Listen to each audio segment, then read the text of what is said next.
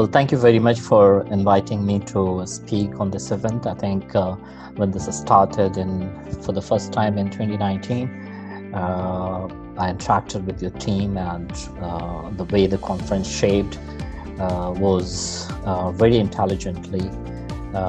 Participation of different industry stakeholders, off-takers, government utilities, developers, EPCs, technology providers were seen, and this time they all are going to be present.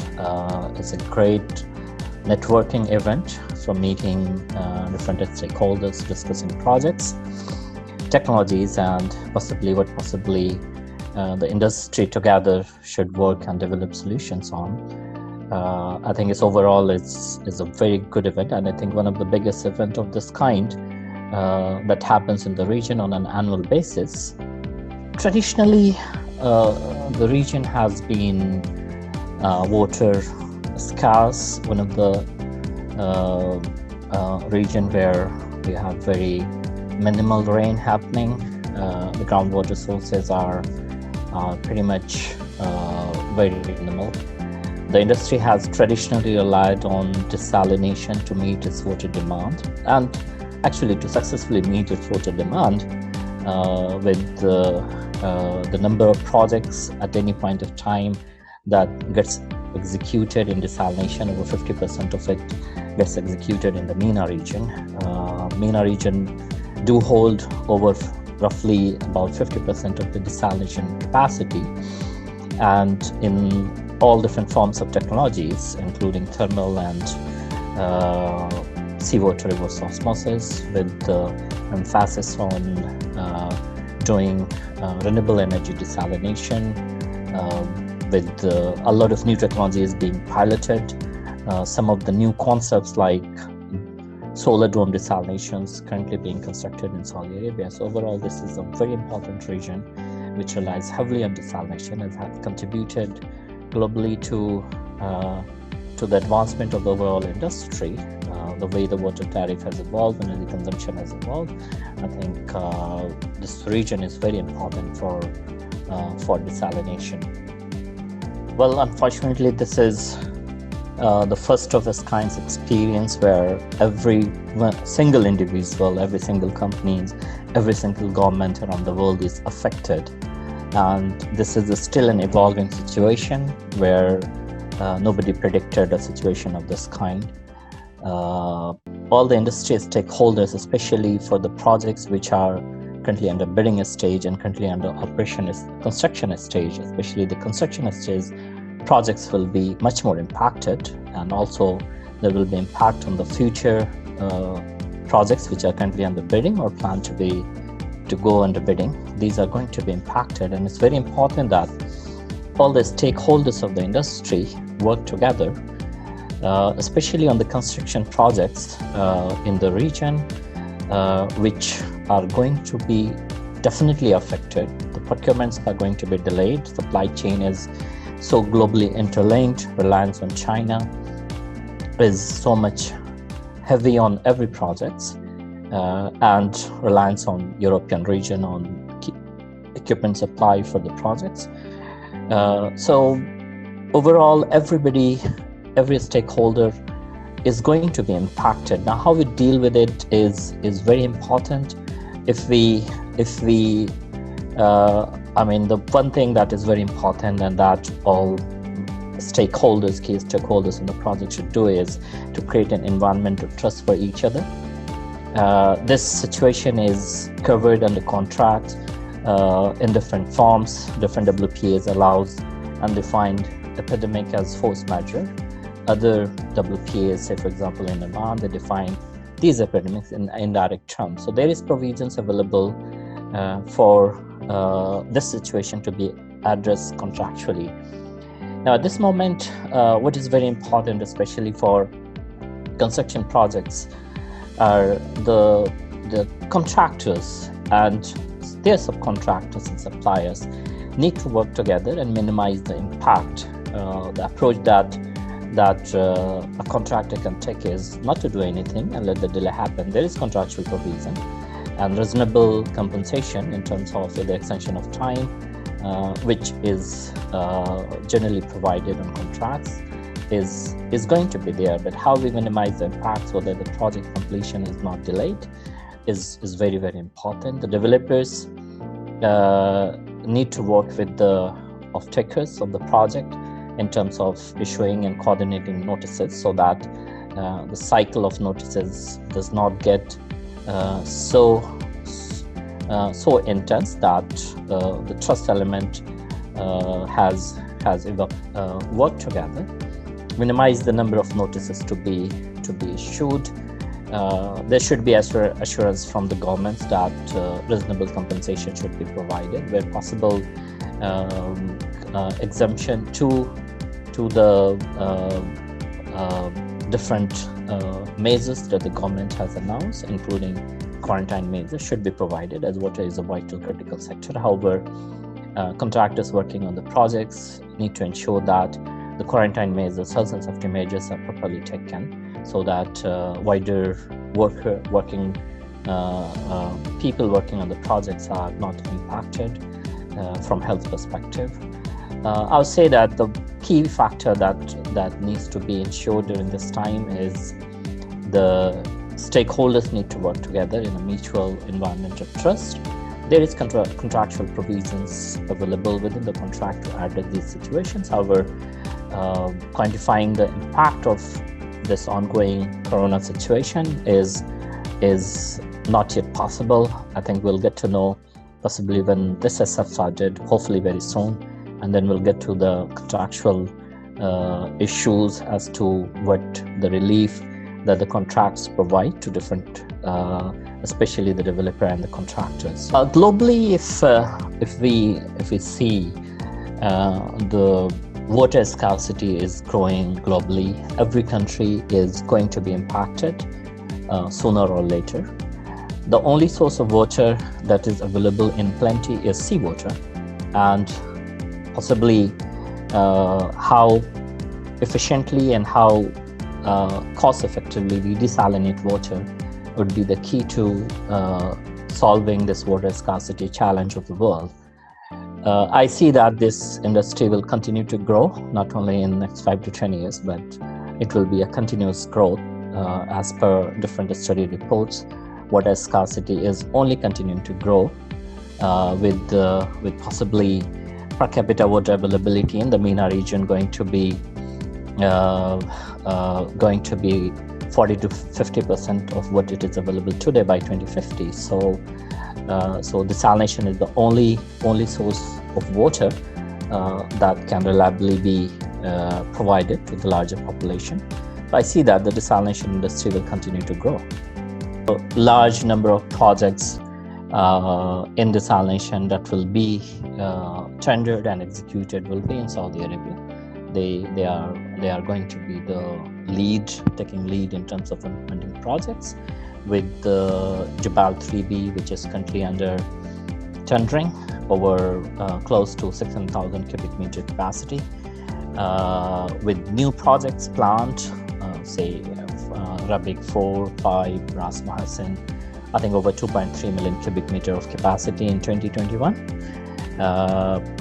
In some of the projects are planned for NEOM region, the NEOM development. The COVID situation may change some of the upcoming projects timeline, but it's considering the water scarcity has been there, and water is a vital resource that has to be provided to the population. So likelihood of these projects being delayed is minimal.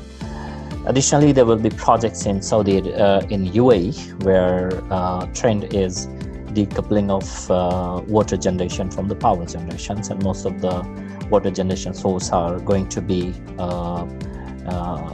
provided from SWRO based desalination technology, especially with nuclear power going to be online in UAE. So there will be big emphasis on new projects. I think the Department of Energy has tendered Tawila. They are going to be tendering one of the project. Location is not yet identified, but the market rumors that it will be one of the largest, 300,000 cubic meter, 3 million.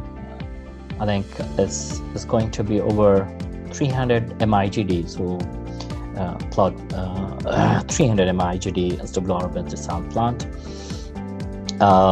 There will be new tenders upcoming in few years in Dubai as next phase of ASEAN, which ASEAN phase 1 is currently under tendering, in Oman, in Kuwait, in Qatar. So, and the wider MENA region, we have seen projects in desalination being tendered in Algeria, Tunisia, in Egypt. So market is going to be very bullish in terms of the study, which the demand supply gap study. That is where the challenge starts. Especially the stakeholders need to look at very closely the location of the project, where the seawater is available, whether there is proper electrical networks available. That is very, very important, and especially what technology they should implement, in addition to what timeline they should target. Well, I mean, there are a lot of projects and a lot of examples of projects where a bad planning has impacted project schedule, or a bad execution has led to huge amount of delay on projects. The prime example would be Korayat IWP in Oman, Sohar IWP in Oman. Those were impacted. The environmental aspect of the project possibly is one of the key aspect of the project, where the project environmental and ESIA need to be completed in time. The ground risk, which sometimes purely gets overlooked, there has to be proper emphasis on how we define the ground risk, and how the risk allocation as far as the ground risk is concerned is distributed. When it comes to executing the project, I have been a part of providing advisory to 2 parallel projects. Both happen to be in Oman, and we have seen that the contractors and their experience play a very, very important role, where a contractor taking an attitude of solving the issue first, and then getting into the nitty-gritty of it in terms of what the impact is, and what the financial and commercial and the timeline impact of the project is, possibly getting into the nitty-gritty of it at a stage, or conceiving it in a way that while you do it parallelly, you ensure that your activities are not delayed. Finding a solution to alternate supply source where your procurements are delayed. I think this will be due to Corona situation. One of the things that will be a challenge is the procurements are going to be impacted. Some of the companies may not be existing, so finding a local source of supply will be very, very important. And this Corona situation has and is definitely going to change the project implementation scenario. One of the things that we have seen that the project, especially on IWPs, there is provision of LNTP, and LNTP provisions are not fully utilized, with some of the projects having very lighter LNTP scope. I believe there is element of risk for developers in terms of financing the LNTP scope, but we have seen that the projects where LNTP scope has been covered well prior to financial close and larger scope has been implemented, those projects have achieved their timeline. On one of the projects, what we have seen is if the senior management on a very top level, from all the stakeholders, from contractors, from developers, where they are involved, meet regularly, this impacts the project execution positively. So this is a very interesting topic. I think we are going to have this session in the conference, and I'm going to be a part of it, and it will be interesting to speak on this in broader detail with my experience of the project in Oman, in Saudi, in UAE, in wider region. The latest desalination projects that we have worked on will be an interesting discussion on that. But this remains the core challenge for the industry. You address it properly, you get a successful project, you meet the timeline. You miss something, and then you have projects which are heavily delayed, and the delay impacts everybody very badly. The off-taker doesn't get water in time, they will lose money and their commitments on financing. EPC contractors end up paying a lot of money, and there has been projects where the contractors gone bankrupt because they were not able to properly plan their construction. Yeah. So it's going to be interesting. Technology has evolved, desalination technology has evolved as well. So we have gone from larger, heavy reliance on thermal desalination, MSF and MED, being non-efficient and expensive, I must say. However, very reliant technology. It's a plug and play. You start your desal plant and you don't have to worry much about the operation of it. It evolved into seawater reverse osmosis because there was advantage in terms of capex and opex and energy consumption. However, one of the key challenges that the industry faced, I think, back in 2004-5, some of the large desalination project, best one as SWRO, was implemented back in 2004-5. Fujairah 1 and Fujairah 2 being the prime example where tritium IGD of SWRO was implemented. However, in 2008, when red tide events happened and it started impacting the projects, all of the us stopped. I think that led the industry to address this question very, very smartly. And our technology made a comeback back in 2011, and I think by the time we were in 2014 and 15, almost all of the tenders for large and small projects in the MENA region, especially in GCC, were based on reverse osmosis with, I think, other than facility E and possibly Azona 2, where we may see some of thermal elements, but largely the projects are being tendered on reverse osmosis. The capex has gone dramatically from roughly 5 to 6 million USD per MIGD to close to 3.5. Water tariff has gone significantly low, with the latest ASEAN projects achieving water tariff roughly close to 0.3 USD per cubic meter, which used to be close to $1 with thermal desalination, which came down to 0.5, 0.45 in September. So ASEAN has definitely achieved good efficiency out of that, with energy consumption which used to be somewhat higher than 5-6 kilowatt hour per meter cube, but we're talking of very close to 3. Most of the RO desal is currently working at very close to its thermodynamic limit, with efficiencies of the equipment, energy recovery device pumps being improved. The good emphasis that is happening is making desalination more sustainable. So there is heavy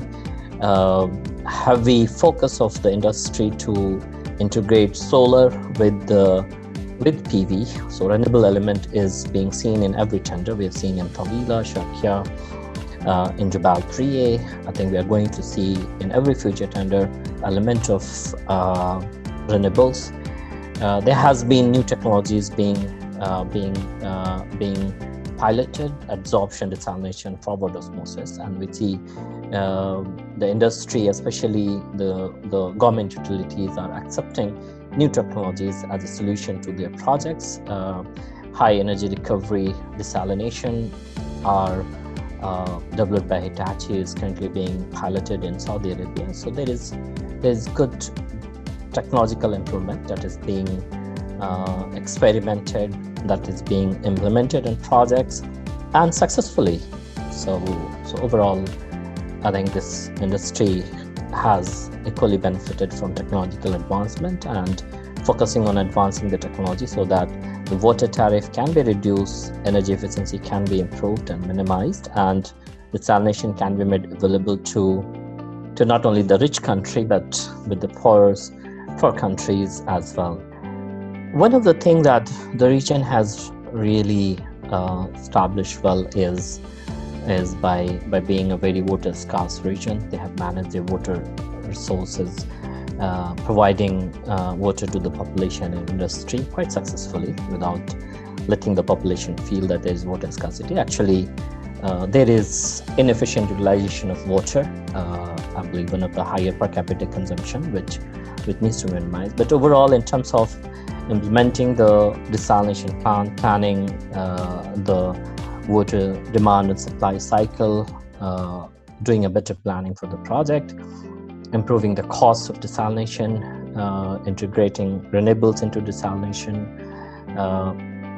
constructing mega-sized pipe development in Oman, SWRO expansion 2 in Saudi Arabia, which the larger projects have been implemented on a very shorter scale, with experimenting on future technologies. And I think the world has a lot to learn from the region. However, I must say that the region need to learn a lot from the world as well, especially the supply chain is not available to the region. So the region need to have sources of supply, need to possibly invest into the technologies and become technology provider rather than being a consumer of technology themselves.